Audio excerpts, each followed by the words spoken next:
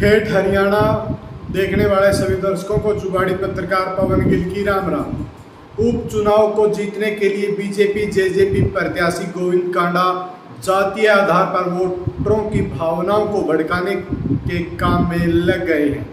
उनके परिवार के चैनल हरियाणा न्यूज की आधा दर्जन टीमें एलनाबाद हलके में वोटरों के बीच जाकर जहां एक तरफ उनकी जाति पूछ रही है, वहीं दूसरी तरफ सर्वे के सवालों में किसान आंदोलन व जाट बाहुल्य क्षेत्र का हवाला देकर भावनाओं को भड़काने के काम में लगी हुई है।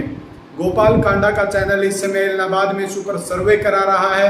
इस सर्वे में 6 सवाल पूछे गए हैं। पहला सवाल, आप किस पार्टी को वोट देंगे? दूसरा सवाल, आप किस पार्टी को वोट देंगे?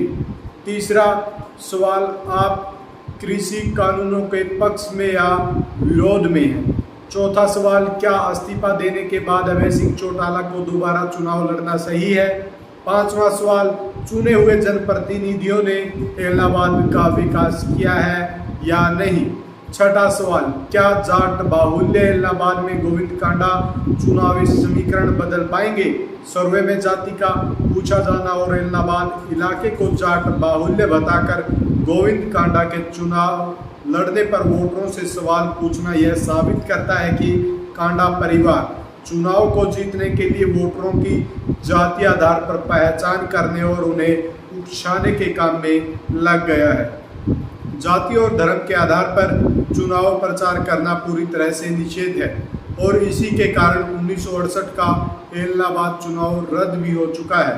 कांडा परिवार के चैनल द्वारा अपने सर्वे में वोटरों की जाति को पूछना पूरी तरह से गलत कहा जाएगा, क्योंकि सर्वे में जाति आधार पर पहचान करना एक रणनीति का हिस्सा नजर आता है, जिसमें किसान आंदोलन का विरोध करने वाले और जाट समुदाय का विरोध करने वाले लोगों की पहचान करके उनका मोबाइल नंबर लेके उन तक पहुंचाने के लिए यह सर्वे किया जा रहा है।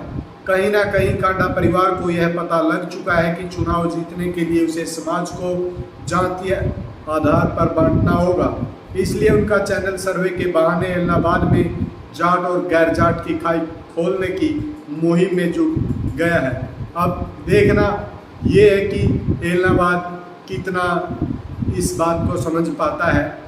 जय जवान जय किसान।